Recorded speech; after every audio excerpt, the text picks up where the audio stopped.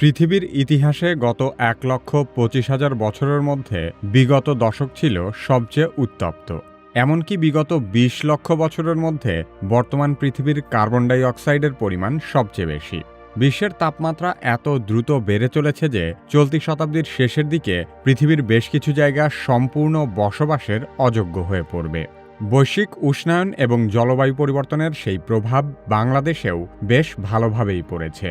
চলতি বছর গ্রীষ্মের শুরুতেই ঢাকাসহ বাংলাদেশের ৪৫টিরও বেশি জেলার উপর দিয়ে তাপপ্রবাহ বয়ে যাচ্ছে।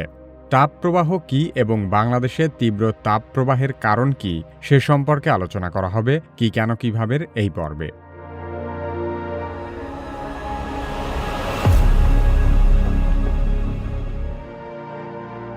পৃথিবীর চরম আবহাওয়াগত পরিস্থিতির একটি চূড়ান্ত রূপ হল তাপপ্রবাহ বা দাবদাহ। ইংরেজিতে একে বলা হয় হিটওয়েভ। আবহাওয়া ও জলবায়ু নিয়ে কাজ করা বিভিন্ন প্রতিষ্ঠান তাপপ্রবাহকে নানাভাবে সংজ্ঞায়িত করেছে। তাপপ্রবাহের সাধারণ সংজ্ঞা হল কোনো অঞ্চলে বাতাসের তাপমাত্রা যদি অতি বৃদ্ধি পায় এবং সেই সাথে আর্দ্রতা বেড়ে যায় তবে তাকে তাপপ্রবাহ বলে। তবে শুধু গরম বৃদ্ধি পাওয়াকেই তাপপ্রবাহ বলে না, গরমের অস্বাভাবিক স্থায়িত্বকে বোঝাতেও তাপপ্রবাহ শব্দটি ব্যবহার করা হয়। একটি তাপপ্রবাহ ৩ দিন থেকে কয়েক মাস পর্যন্ত স্থায়ী হতে পারে। সাধারণত একটি শতাব্দীতে মাত্র কয়েকবার তাপপ্রবাহ দেখা যায়। জলবায়ু পরিবর্তনের কারণে ১৯৫০ সালের পর থেকে তাপপ্রবাহ বেড়েই চলেছে, আর বর্তমানে তাপপ্রবাহ পৃথিবীর জলবায়ুর একটি নিয়মিত বিষয়ে পরিণত হয়েছে। ফলে বৈশ্বিক তাপপ্রবাহে পৃথিবী জুড়ে নিয়মিত ফসলের ব্যাপক ক্ষতি হচ্ছে এবং খরাপ্রবণ অঞ্চলগুলোতে তাপপ্রবাহের সময় দাবানল সৃষ্টি হবার মতো ঘটনাও ঘটছে। বিশ্বের এক এক দেশের আবহাওয়া ও গড় তাপমাত্রা অনুযায়ী তাপপ্রবাহের মাত্রা ভিন্ন ভিন্ন হয়। বাংলাদেশে সাধারণত কোনো স্থানের তাপমাত্রা ৩৬ ডিগ্রি সেলসিয়াসের বেশি হলে সেখানে হিট অ্যালার্ট বা সতর্কবার্তা জারি করা হয়।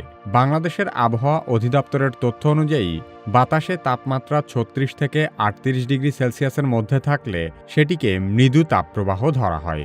এছাড়া তাপমাত্রা ৩৮ থেকে ৪০ ডিগ্রি সেলসিয়াসের মধ্যে হলে মাঝারি তাপপ্রবাহ এবং ৪০ থেকে ৪২ ডিগ্রি সেলসিয়াসের মধ্যে হলে সেটিকে তীব্র তাপপ্রবাহ বলা হয়ে থাকে। আর তাপমাত্রা যদি ৪২ ডিগ্রি সেলসিয়াসের উপরে উঠে যায় তখন তাকে বলা হয় অতি তীব্র তাপপ্রবাহ। যশোর, চুয়াডাঙ্গা এবং পাবনা জেলায় ইতোমধ্যে ৪২ ডিগ্রি সেলসিয়াসের উপর তাপমাত্রা উঠে যাওয়ায় এসব অঞ্চলে অতি তীব্র তাপপ্রবাহ তৈরি হয়েছে। এর বাইরে বাংলাদেশের বিস্তৃত অঞ্চল জুড়ে তীব্র তাপপ্রবাহ সৃষ্টি হয়েছে। আবহাওয়াবিদদের মাধ্যমে জানা যায় বাংলাদেশে এপ্রিল হচ্ছে সবচেয়ে গরম মাস, কারণ এপ্রিল মাসে বাংলাদেশ সূর্যের সবচেয়ে কাছাকাছি থাকে। সে কারণে এই সময়ে বাংলাদেশ সবচেয়ে বেশি সূর্যকিরণ পায়। বাংলাদেশে প্রতি বছরই এপ্রিল মাসে সাধারণত ২-৩টি মৃদু থেকে মাঝারি তাপপ্রবাহ এবং ১-২টি তীব্র তাপপ্রবাহ বয়ে যায়। কিন্তু চলতি বছরের এপ্রিল মাসের মাঝামাঝি পর্যন্তই টানা ৩ বার হিট অ্যালার্ট জারি করা হয়েছে। এপ্রিল মাসে সারা দেশের গড় তাপমাত্রা থাকে ৩৬ ডিগ্রি সেলসিয়াস, কিন্তু এবছর সেই তাপমাত্রা বৃদ্ধি পেয়ে হয়েছে ৩৮ ডিগ্রি সেলসিয়াস। আবহাওয়াবিদরা বলছেন এবছরের তাপপ্রবাহ অতীতের যে কোনো সময়কে ছাড়িয়ে যেতে পারে। সামনে তাপমাত্রা আরও বাড়ার আশঙ্কা রয়েছে। গড় তাপমাত্রা বাড়লে ২০২৪ সাল বাংলাদেশের উষ্ণতম বছরও হতে পারে। এর আগে ২০২৩ সালকেও বাংলাদেশের উষ্ণতম বছর হিসেবে ঘোষণা করা হয়েছিল, কারণ গত বছর একটানা ৩ সপ্তাহ তাপপ্রবাহ স্থায়ী হয়েছিল। চলতি বছর হয়তো সেই পরিস্থিতিও ছাড়িয়ে যেতে পারে। তার মানে এখন থেকে প্রতি বছরই অতীতের তাপমাত্রার রেকর্ড ছাড়িয়ে যাবার সম্ভাবনা রয়েছে। আবহাওয়াবিদরা বলছেন পর্যাপ্ত পরিমাণে বৃষ্টিপাত না হওয়ার কারণে বাংলাদেশে এবছর এপ্রিলে গড় তাপমাত্রা বেড়ে গেছে। শুধু তাই নয়, কাছাকাছি সময়ের মধ্যে বড় ধরনের বৃষ্টিপাতের সম্ভাবনাও খুব একটা দেখা যাচ্ছে না। মূলত বঙ্গোপসাগর থেকে মৌসুমি বায়ু না আসায় বৃষ্টিপাত হচ্ছে না বলে জানিয়েছে আবহাওয়া অধিদপ্তর। এমনকি ভারী বৃষ্টিপাতের জন্য জুন মাস পর্যন্তও অপেক্ষা করতে হতে পারে।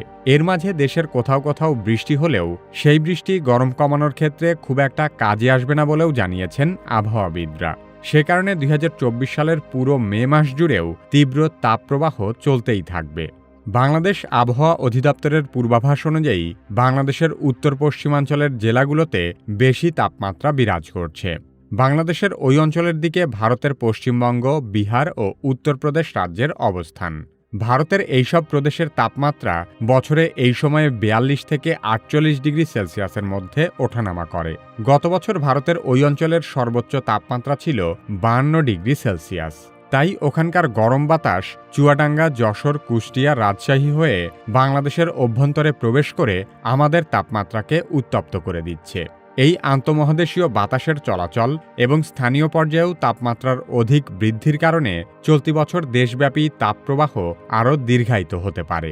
স্থানীয় পর্যায়ে তাপমাত্রা বৃদ্ধির পেছনে বনভূমির পরিমাণ কমে যাওয়া, ভূগর্ভস্থ পানির স্তর নিচে নেমে যাওয়া এবং শিল্পায়ন ও নগরায়ন বেড়ে যাওয়াকে দায়ী করছেন আবহাওয়াবিদরা। আমাদের ভিডিওগুলো ফেসবুকে দেখতে চাইলে কিভাবের ফেসবুক পেজ লাইক এবং ফলো করুন।